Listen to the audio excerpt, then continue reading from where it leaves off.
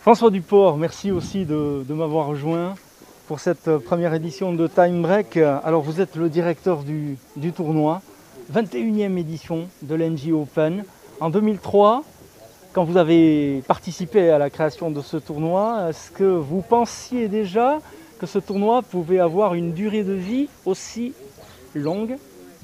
Non, ça fait déjà 21 ans que ce tournoi existe, mais en 2003, c'est sûr que c'était toujours le même partenaire fidèle du tennis qui a lancé l'opération avec la Ligue Côte Basque Béarn-Land et Jacques Dupré, son président. Et donc, avec le président de l'Omnisport, donc Alain Guy, nous avions décidé de lancer un tournoi féminin à Biarritz, donc 25 000 $. Ça se déroulait au mois d'avril. Une quinzaine de bénévoles au départ. Voilà, des chaises en guise de tribune. Voilà, on a démarré comme ça et au fur et à mesure des années, ce tournoi a grandi et au bout de 7-8 ans de 25 000 $, on l'a passé à 100 000 $ avec l'arrivée de Patrice Dominguez. Gaz de France est devenu GDF Suez, puis après Engie. Et malheureusement, après Patrice nous a quittés il y a quelques années. La société Quarterback, présidée par Denis Naegelen, qui était son grand ami, a repris ce tournoi. Après, Denis Naegelen a vendu Quarterback. Et là, cette année, c'est donc le Biarritz Olympique qui reprend le tournoi. Et Jérôme Barrier, qui fait un travail énorme, qui fait un travail exceptionnel depuis des mois, aussi bien pour le tournoi que pour le club, puisqu'aujourd'hui, le club de Biarritz, quand même, compte plus de 1000 licenciés. Et c'est quand même un des clubs phares, j'allais dire, de la Côte Basque, mais aussi de Nouvelle-Aquitaine et du Grand Sud-Ouest. L'NJ Open, c'est aussi le dernier tournoi sur terre battue sur le circuit français.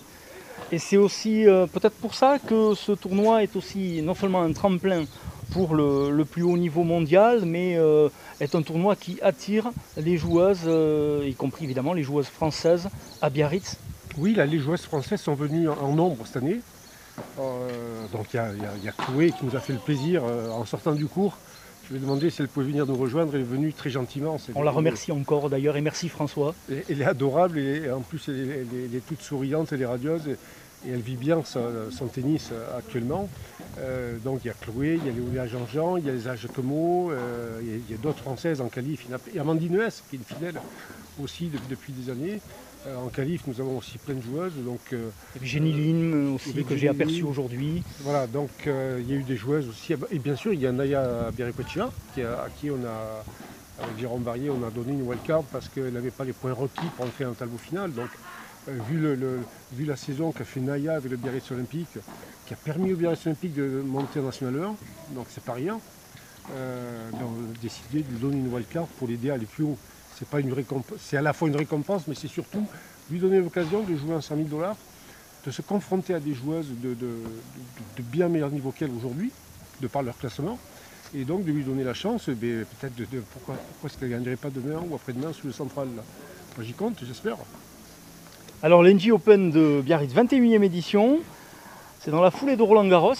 Les joueuses ont aussi besoin encore certainement pour beaucoup d'un certain nombre de points pour aller chercher Wimbledon derrière. Oui, disons que les joueuses qui ont bien joué à Roland Garros, alors au-delà de la 50e place mondiale, parce que les 50 premières n'ont pas le droit de s'inscrire ici. Voilà, c'est un règlement de la WTA, les 50 mondiales ne peuvent pas faire des 100 000 $ ITF. C'est une réglementation, elle vaut ce qu'elle vaut, elle existe. Voilà, donc on est obligé de faire avec. Et donc les joueuses qui, au-delà de cette place, ont bien joué sur terre battue, mais souhaitent continuer à jouer sur terre battue pour encore améliorer leur classement.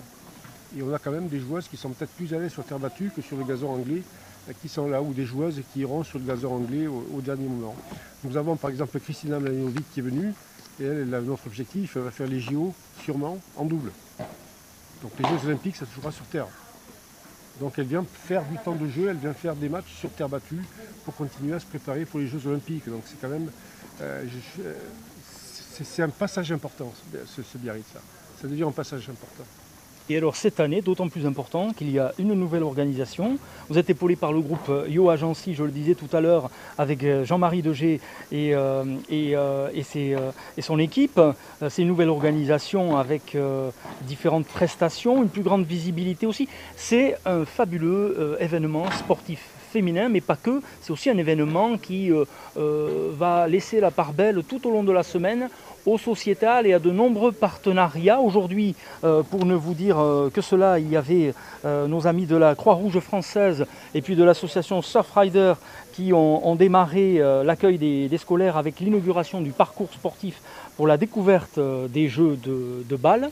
Il y aura énormément d'événements cette semaine et dès aujourd'hui, mais à partir de demain avec Place à l'Emploi. Pouvez-vous nous en dire quelques mots aussi pour nos amis de Time Break?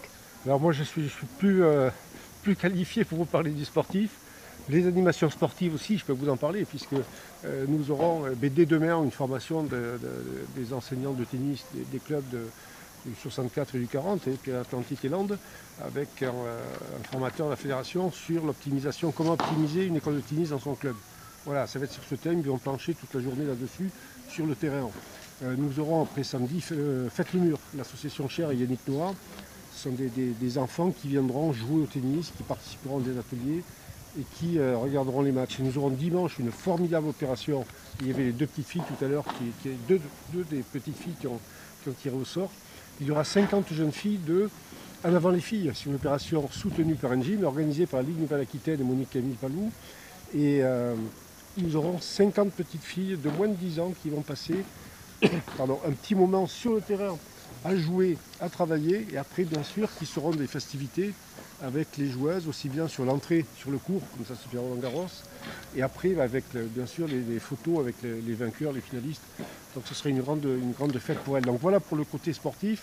Vous l'avez dit, il y a eu des enfants des écoles de Biarritz à alentour qui sont venus déjà cet après-midi pour ce parcours sportif. Et après, il y a un autre événement, c'est ce forum de l'emploi, c'est ces conférences qu'il va y avoir avec la sociétale. Voilà, donc je crois que, et puis la femme dans le sport, je crois que tous ces événements, et Jérôme Barrier ou Jean-Marie de Gel de Yo Agency vous en parleront sûrement mieux que moi, c'est eux qui ont monté toutes ces manifestations. Ce sont des événements qui viennent s'accrocher à cet événement sportif. Donc là, on ne fait pas que des matchs, il y a des matchs, mais il y a autre chose. Il y a l'éducatif pour des enfants, il y a des thèmes de réflexion, il y a un forum de l'emploi, donc c'est autre chose. C'est autre chose qu'un simple tournoi qui vient s'implanter pendant 8 jours, qui repart.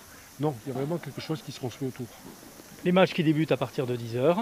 Alors les matchs débutent à partir de 10h demain et mercredi, puisqu'on a la fin des qualifications demain matin. Il y a 2 tours sur 4 terrains, il y a 8 matchs. Et ensuite nous avons donc le premier tour qui se poursuit mercredi. Et après jeudi, vendredi, il devrait débuter à 11h. Samedi 13h30 et dimanche, télé oblige, nous serons à 15h en direct. Donc il faudra qu'on soit à l'heure sur le cours. Et on le rappelle, un événement sportif dont le prize money a considérablement augmenté, de 60 000 $ à 100 000 $. Ça a aussi une incidence évidemment pour le calcul des points au classement mondial. 100 000 $ plus l'hébergement. Donc on peut penser qu'on est l'hébergement, c'est un coût grosso modo de 25-30 000 €.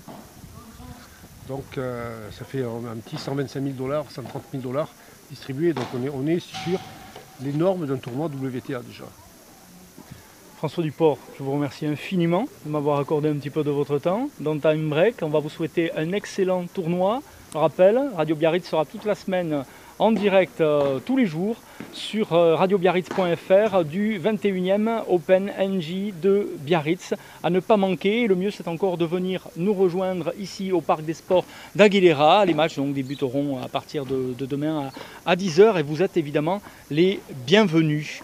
On va se retrouver évidemment tout au long de la semaine. François, on aura peut-être l'occasion de se reparler au micro sur Radio Biarritz.